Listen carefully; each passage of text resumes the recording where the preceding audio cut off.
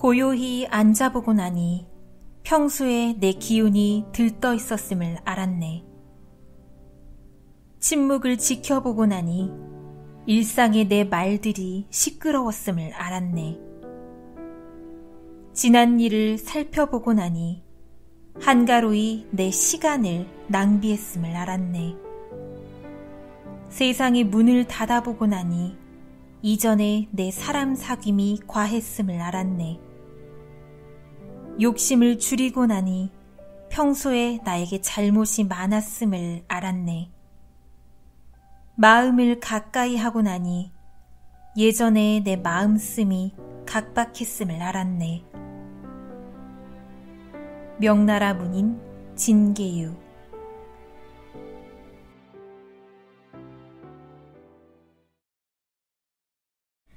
안녕하세요. 마음의 온도를 더하다 가온입니다. 오늘 7번째 이야기 시작해 볼게요. 오늘 가져온 책은 바로 이 책입니다. 고요할수록 밝아지는 것들. 해민 지음, 출판사는 수호서재입니다. 워낙에 유명한 책이라 읽어보신 분들이 참 많으실 것 같습니다. 저 역시도 이 책을 여러 번 읽어봤는데요. 저한텐 이 책이 약간 길잡이 사전처럼 느껴집니다. 가끔 제 마음이 제 뜻대로 움직여지지 않을 때, 화가 났는데 가라앉지 않을 때, 그리고 갈림길에 섰을 때 어떤 선택을 하면 좋을지 나에게 힌트가 필요할 때, 그럴 때 이 책을 찾게 됩니다.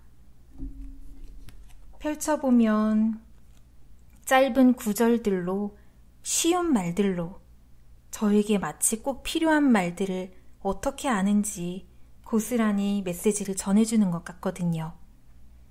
오늘 여러분에게도 그런 감정을 느끼게 해드리고자 이 책을 가져와 봤습니다. 책을 볼 때 제가 항상 그 작가가 펴내며에 써낸 부분을 먼저 읽곤 하는데요. 이 책은 해민 스님이 펴내면서 적은 부분들을 먼저 읽어드리고 시작하려고 합니다. 그러면 오늘 이야기도 편안하게 들어주시면 감사하겠습니다. 지금부터 들려드릴게요.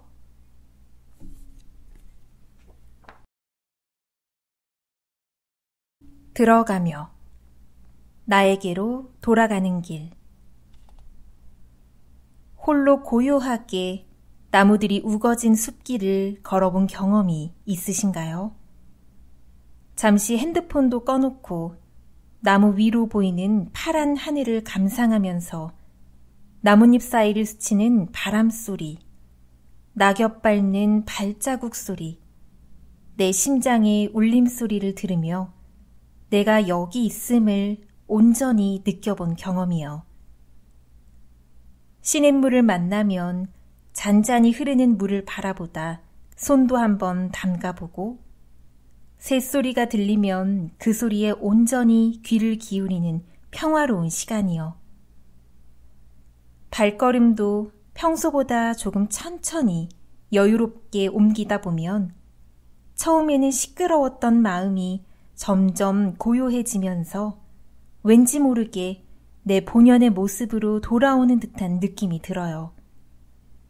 마치 피아노를 다시 조율하듯 내 영혼을 원상태로 되돌리는 시간이죠. 어쩌면 지금 우리가 힘들고 지친다고 느끼는 이유 중 하나가 내 삶의 고요함을 잃어버리고 살아서 그런 것이 아닌가 하는 생각을 합니다.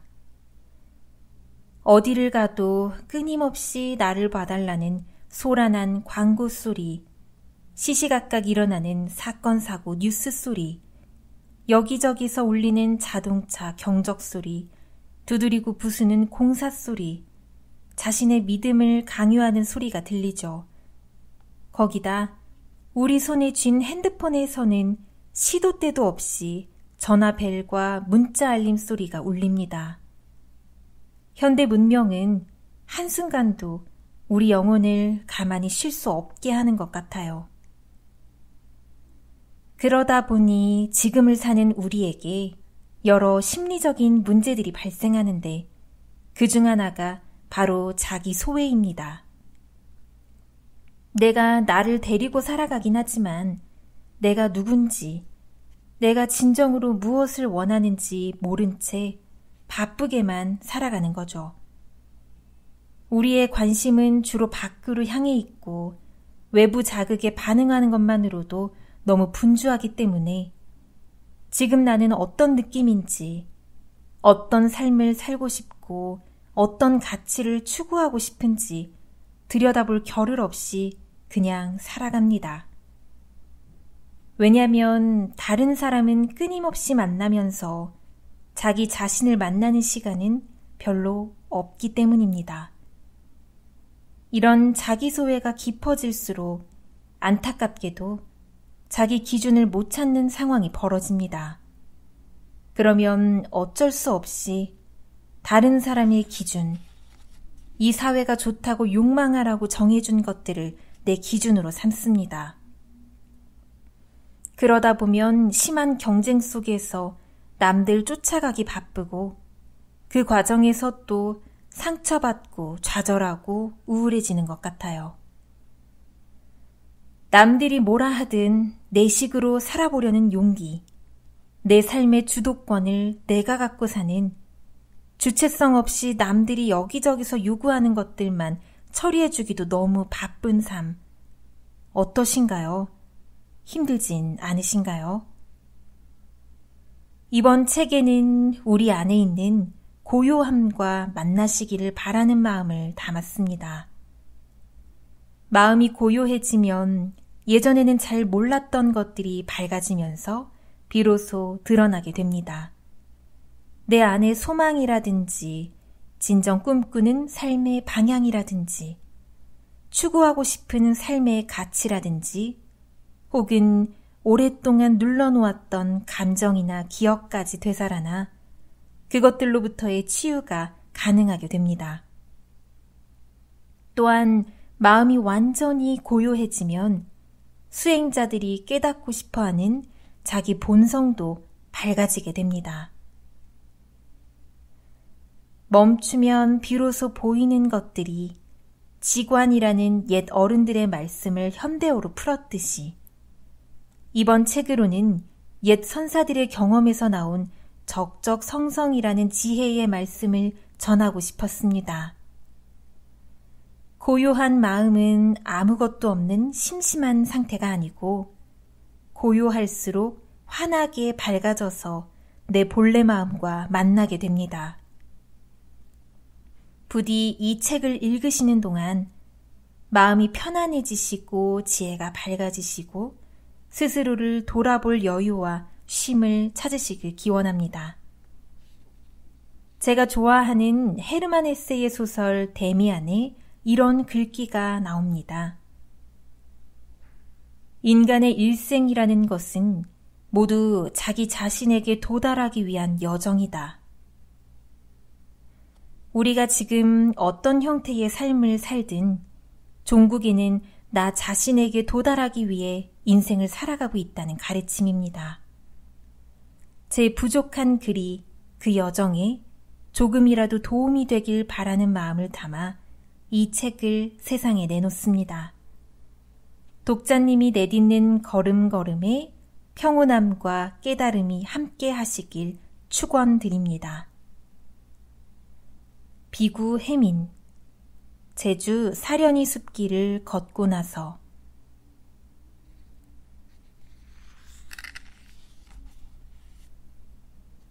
1장 나에게 집중하는 시간.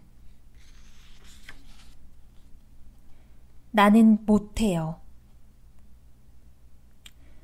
얼마 전 한 텔레비전 프로그램에 이규경 시인의 용기라는 시가 소개됐다.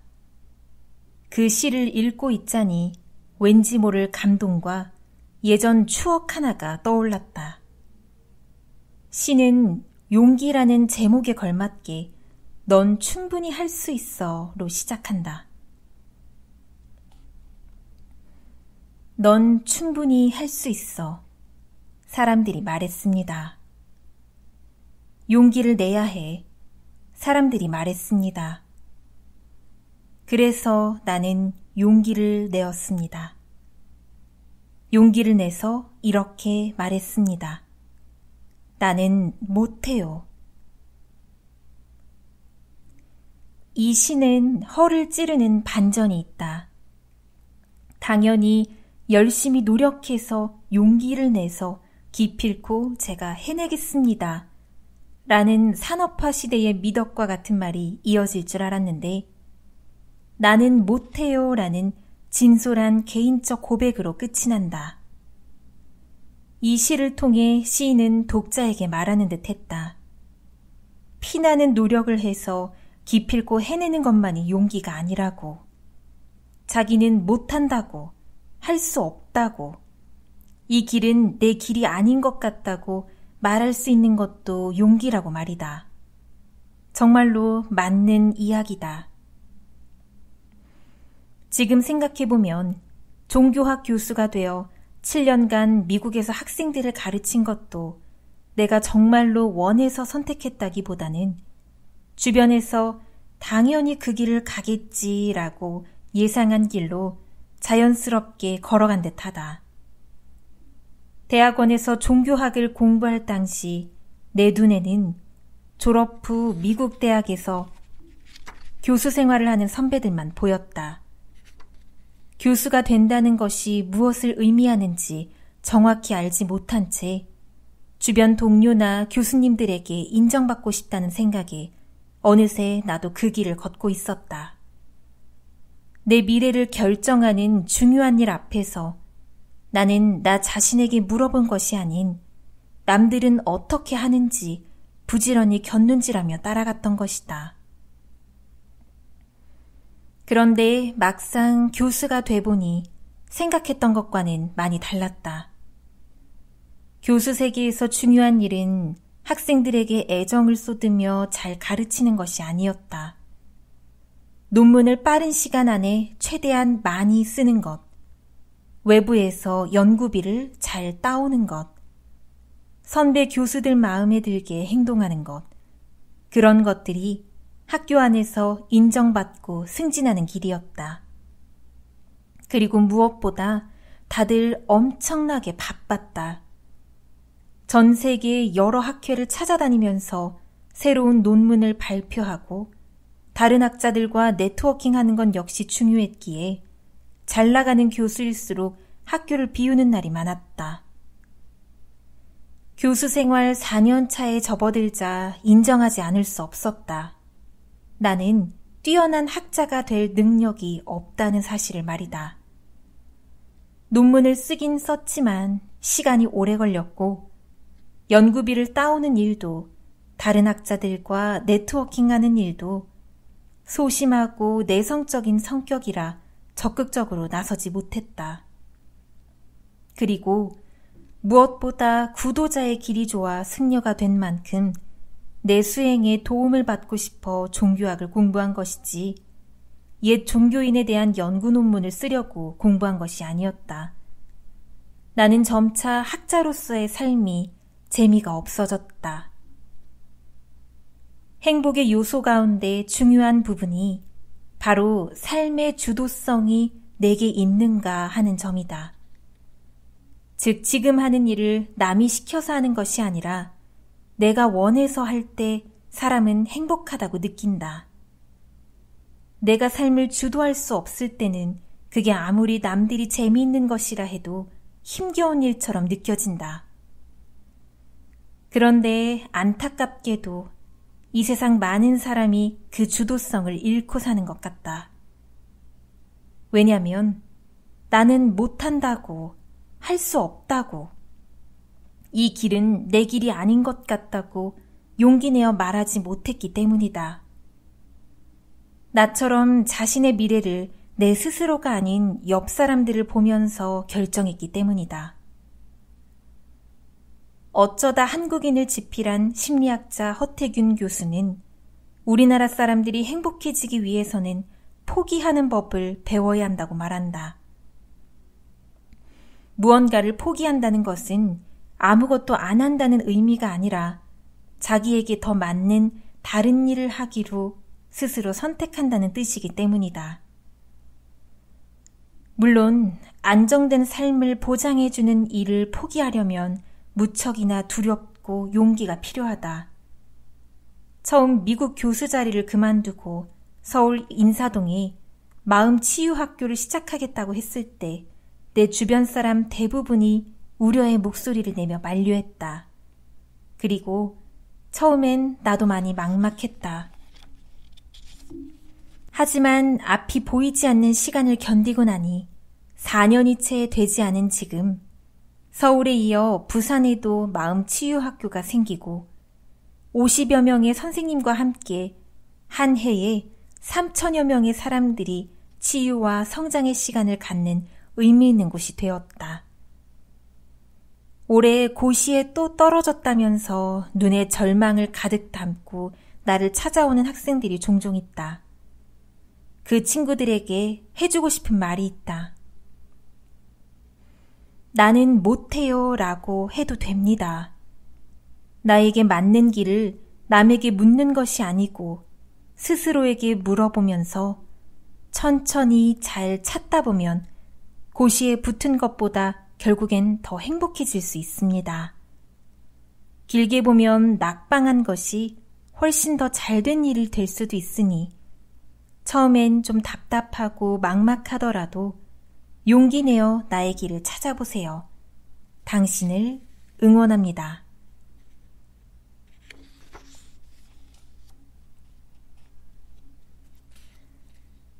삶이 바쁘고 힘들수록 나에게 고요함이라는 특별한 선물을 주세요. 하던 일을 잠시 멈추고 눈을 감고 몸이 지금 어떻게 느끼는지, 마음이 지금 어떤 말을 하는지 한 발짝 떨어져서 거울처럼 비춰보세요. 마음이 고요해졌을 때 그 고요의 힘으로 지금 상황과 내 마음을 천천히 살펴봐요. 이 일을 내가 계속 해야만 하는지, 어느 방향으로 가는 것이 옳은지, 내가 진정으로 원하는 것은 무엇인지, 고요 속의 지혜가 내게 답을 줄 것입니다. 마음을 강하게 먹으세요. 살다 보면 실패할 수도 있고 실수할 수도 있고 욕먹을 때도 있어요. 내 인생에 미안한 마음이 든다면 좌절하지 말고 다시 일어서서 더 좋은 모습 보여주자고 강하게 마음먹으세요. 누군가가 나를 거절했다고 너무 상처받지 말아요. 더 좋은 인연이 기다리고 있을지 모르잖아요. 처음 원했던 대로 되지는 않았지만 나중에 보니 오히려 천만다행이었던 적이 살다 보니 참 많아요.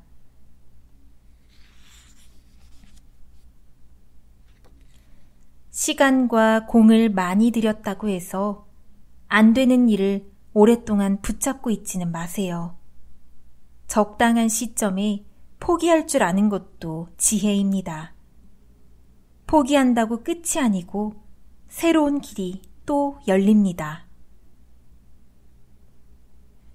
너무 완벽하게 하려고 하면 시작을 못해요. 시작을 못하면 시간이 갈수록 더 불안해져요. 박사 논문을 쓸 때 제 지도 교수님이 이렇게 말씀하셨어요. 좋은 논문은 끝마친 논문이고 박사 논문이 인생 최고의 책이 될 가능성은 희박하니 그냥 써라.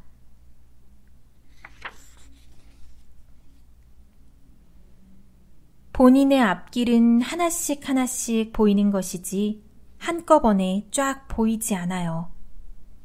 꿈은 자동 판매기에서 뽑으면 나오는 완성품이 아니고 내가 하나씩 만들어가는 겁니다.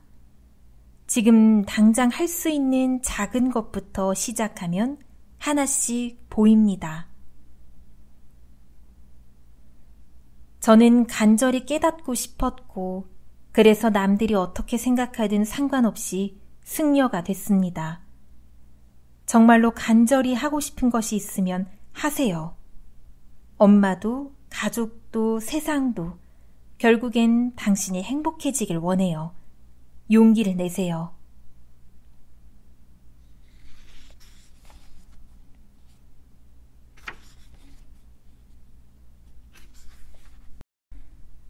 (3장) 삶을 감상하는 법.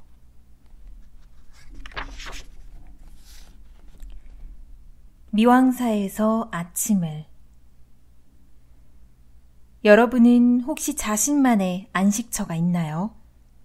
삶이 지치고 힘들 때, 그래서 본연의 자기 모습을 잃어버린 것 같은 느낌을 받을 때, 혼자 조용히 찾아가 숨을 고르며 치유의 시간을 보낼 수 있는 장소 말입니다. 스페인어로는 이렇게 다시 기운을 되찾는 곳을 케렌시아라고 한다고 합니다. 투우사와 싸우다 지친 소가 투우장 한쪽에서 잠시 휴식을 취하며 회복하는 장소라는 뜻입니다. 우리 사람에게도 인생이라는 전투에서 상처받고 눈물 날 때 쉴 수 있는 나만의 성소가 필요하지 않을까 하는 생각을 합니다. 저에게는 그런 곳이 언제부턴가 땅끝 마을의 아름다운 절 미왕사가 된 것 같습니다. 며칠 전에는 도심 어느 곳에서나 부는 강한 에어컨 바람 탓인지 갑자기 몸이 오들오들 떨리기 시작하더니 기운도 없고 입맛도 사라졌습니다. 마침 광주에서 강연을 마치고 다음 일정을 확인해 보니 감사하게도 며칠간의 휴식 시간이 생겨 저만의 케렌시아 미황사로 향했습니다. 해남 땅끝 마을에 있는 미왕사에 가려면 다들 큰 마음을 먹고 가게 됩니다. 하지만 가는 수고로움이 많은 만큼 얻어가는 것이 많은 곳이지요. 일단 미왕사는 너무나도 아름답습니다. 미왕사를 병품처럼 둘러싸고 있는 달마산은 금강산처럼 뾰족뾰족 솟아있는 기암들의 웅장함에 처음 보는 사람들을 모두 우와 탄성을 지르게 만들죠. 단청이 다 벗겨져서 어쩌면 더 단아하고 자연스러운 대웅보전은 보기만 해도 마음이 편안해집니다. 그 안에 계신 부처님도 크기나 모습이 위압적이지 않고 우리 조상 어르신의 모습처럼 친근합니다. 대웅보전 주변으로는 여름에도 꽃이 만발해 있고 샛길을 걷다 보면 나한님들이 계시는 웅진전이나 산신각에 들어가 참배할 수 있습니다. 사람은 아름다움을 만나면 복잡하던 마음이 저절로 쉬면서 선하게 변합니다. 미왕사에서 보는 찬란한 저녁 노을은 바라만 보고 있어도 시끄러웠던 마음이 조용해지며 낙조의 아름다움으로 물들게 됩니다. 바다의 수평선과 듬성듬성 떨어진 남해의 섬들 사이로 사라지는 태양을 절 마루에 앉아 친한 지인과 함께 보는 느낌을 한번 상상해 보세요. 또한 새벽 예불을 마치고 법당에서 나왔을 때 달마산 위로 피어오르는 안개구름과 파란 하늘, 처마 위에 걸려있는 달림을 보고 있으면 마음이 거칠었던 사람도 저절로 부드럽고 선해질 것입니다. 미왕사가 또 좋은 이유는 그곳에서 만나는 사람들이 좋기 때문입니다. 웅진전에 계셨던 나한님 한 분이 미왕사를 살리기 위해 몸을 받아 환생한 것만 같은 주지 금강스님은 쉰이 넘으셨지만 여전히 동자승 같습니다. 손님들이 다 멀리서 오신다고 한 분 한 분 정성을 다해 대접해 주시는데 어떻게 감동받지 않을 수 있을까요? 차와 과일을 내어주지, 이야기도 들어주지, 좋은 글도 써서 나눠주지, 이처럼 잘 주기 때문에 본인이 주지 스님이라고 농담도 잘하십니다. 닮은 사람들만 모이는지 종무소에서 일하시는 분들도 참 많습니다. 제가 쉬어갔던 동안에는 유럽에서 템플스테이를 하러 온 여행자 4사람이 머물고 있었습니다. 서울 시내 백화점으로 쇼핑하러 온 관람객이 아닌 한국의 전통 문화를 체험하고 싶어 땅끝마을 절까지 찾아온 손님입니다. 그래서 그런지 대화도 잘 통하고 재미있고 깊이가 있습니다. 울릉도, 경주, 목포도 이미 다녀왔다는 그들에게서 노련한 여행자의 포스도 느껴집니다. 그들에게 절 음식이 입에 맞는지 물어보니 아주 맛있다고 합니다. 하기야 직접 재배한 신선한 채소와 근처 바닷가에서 구한 함초, 미역으로 요리한 음식이니 맛도 맛이지만 먹고 있으면 건강해지는 느낌도 함께 받습니다. 주지스님 방에 가보니 최근에 쓰신 서화에 나를 보호해주는 크고 부드러운 손이 있다는 멋진 글을 볼 수 있었습니다. 우리가 많이 힘들면 세상에 홀로 던져진 것처럼 외롭고 다 무의미하다고 느낄 수도 있지만 사실은 그렇지 않습니다. 세상은 우리 눈으로 보는 것들이 다가 아닙니다. 밖으로 모습을 드러내지는 않지만 모양이 있는 만물을 자비하게 감싸는 고요 속에 깨어있는 불성, 혹은 기독교인이라면 사랑이신 하나님이 항상 계십니다. 부디 용기를 잃지 마세요.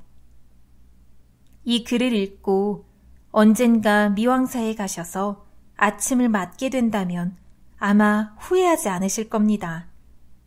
청명한 새소리와 생명력 가득한 풀벌레 소리, 시원하고 맑은 새벽 공기, 경내를 은은하게 울리는 종소리가 나의 회복을 도와줄 것입니다. 아름다운 달마산의 풍광과 주지스님이 내어주시는 따뜻한 차를 마시다 보면 걱정과 불안이 노을 사라지듯 옅어져 본연의 나로 돌아오실 겁니다.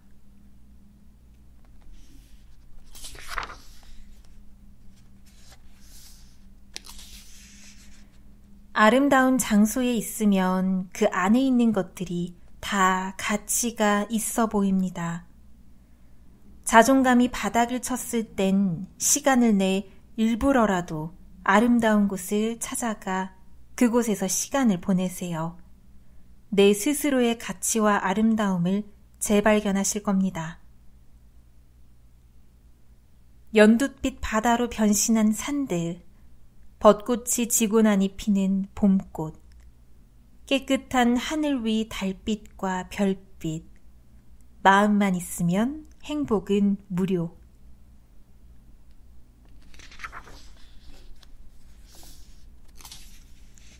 사람이 청정한 자연이나 아름다운 공간에 있으면 마음도 깨끗해지고 자신도 소중하다 느낍니다.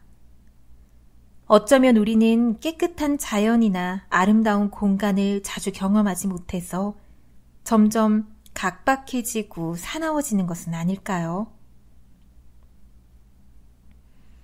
자신의 공간을 아름답게 만드는 가장 쉬운 일은 집안 정리입니다. 쓸데없는 잡동사니를 버리고 소수의 좋은 물건들이 있어야 할 자리에 딱 있는 것. 그것이 공간을 가치 있고 아름답게 만듭니다. 내 방을 그렇게 만들고 싶다면 다 쓴 화장품 샘플부터 버리면 됩니다.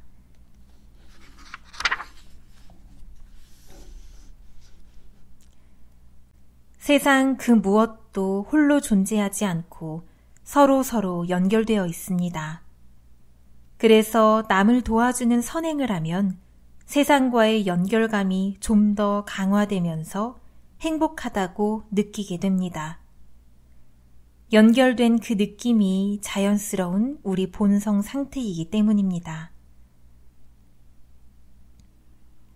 행복해지고 싶다면 평소에 반복해서 하는 일들을 다르게 해보세요. 집에 가는 길도 평소와 다른 길로 가보고 음식도 새로운 것을 시켜보고 음악도 선곡을 찾아 들어보고 책도 안 보던 장르를 시도해보세요. 집안 가구의 위치도 바꿔보고 예쁜 꽃도 사서 식탁에 놓아보세요. 우리 마음은 변화에 민감해서 긍정적인 새로움을 경험할 때 행복해합니다.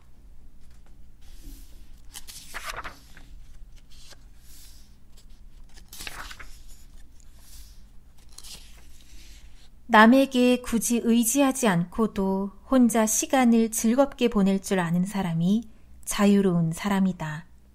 시간만 많다고 자유로운 사람이 되는 것은 아니다. 만약 삶을 자유롭게 살길 원한다면 시간을 충분히 가지고 천천히 가라. 적은 일을 하는 대신 그 일들을 잘 해내라. 삶의 작은 기쁨이야말로 성스럽다. 만약 꿈이 이루어지길 원한다면 시간을 들여 천천히 잘 쌓아 올려라. 시작은 소박해도 끝은 창대할 수 있다. 정성을 다한 순수한 일들은 잘 자란다. 성 프란체스코.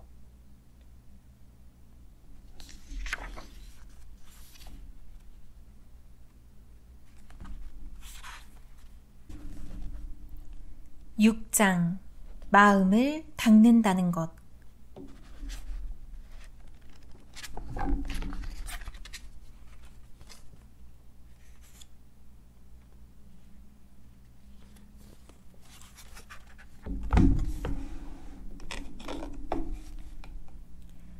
깨어있는 고요, 투명한 침묵. 따뜻한 봄날 모든 것을 잠시 내려놓고 수행처를 찾았다. 바쁘게만 돌아가는 일상에서 잠시 멈추는 것은 몸과 마음의 보약이 된다. 특히 깊은 침묵과 만나는 시간은 너무도 소중하다. 왜냐하면 우리 본성은 완전히 멈추었을 때 비로소 깨어나 자신의 모습을 드러내기 때문이다. 부처님 오신 날이 있는 5월을 맞아 나는 무엇인가?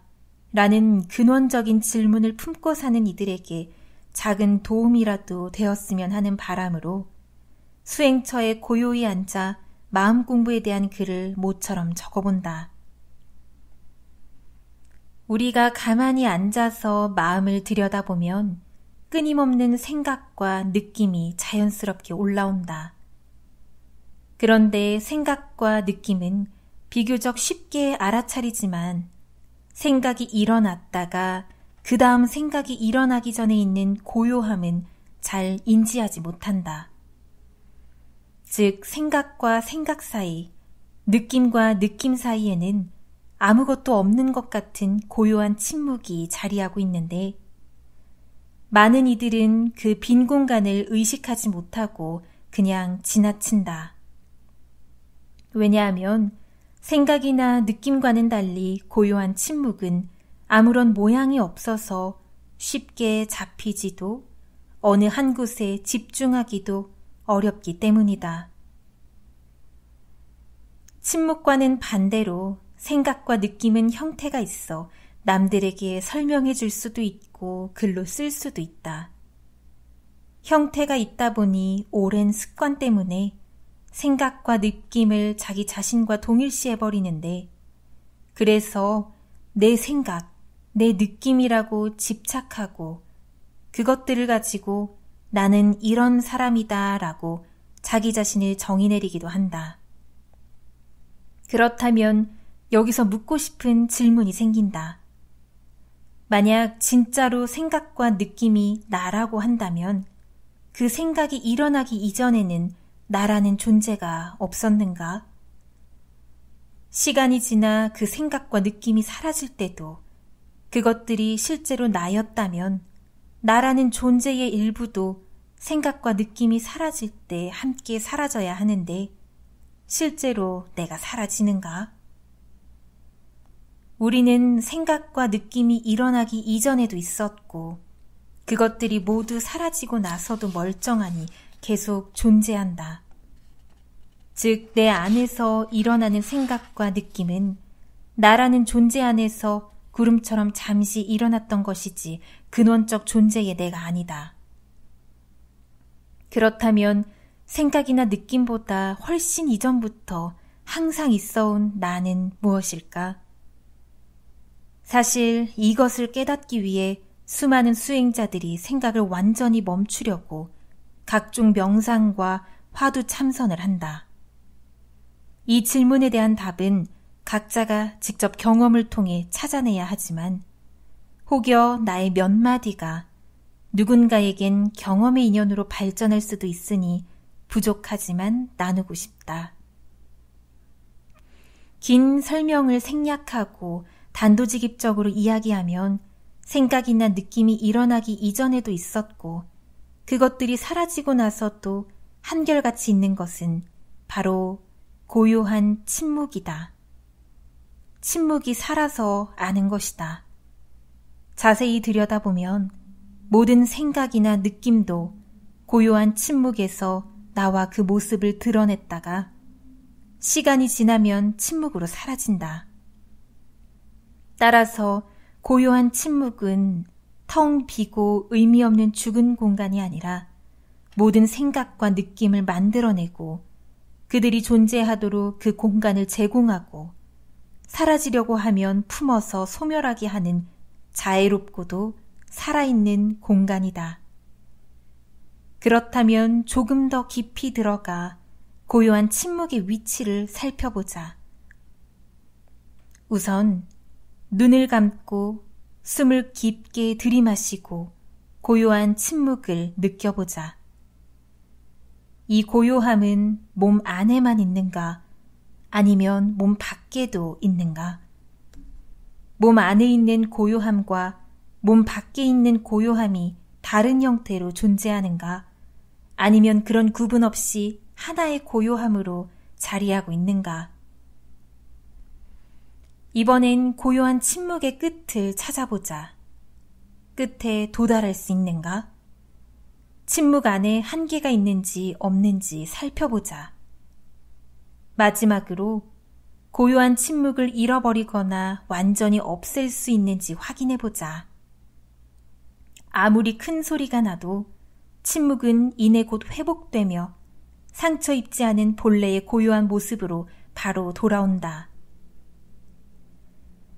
다이아몬드처럼 투명하면서도 깨뜨릴 수도 잃어버릴 수도 없는 고요한 침묵이 끝없는 우주에 가득하다. 부디 고요 속에서 깨어있는 투명한 침묵과 만나시길 기원한다.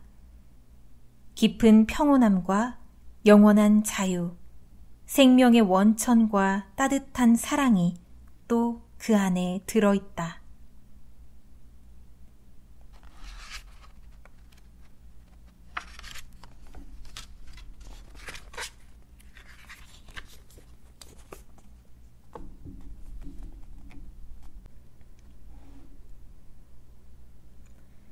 고요히 앉아보고 나니 평소에 내 기운이 들떠 있었음을 알았네. 침묵을 지켜보고 나니 일상의 내 말들이 시끄러웠음을 알았네. 지난 일을 살펴보고 나니 한가로이 내 시간을 낭비했음을 알았네. 세상의 문을 닫아보고 나니 이전에 내 사람 사귐이 과했음을 알았네. 욕심을 줄이고 나니 평소에 나에게 잘못이 많았음을 알았네. 마음을 가까이 하고 나니 예전에 내 마음씀이 각박했음을 알았네. 명나라 문인 진계유.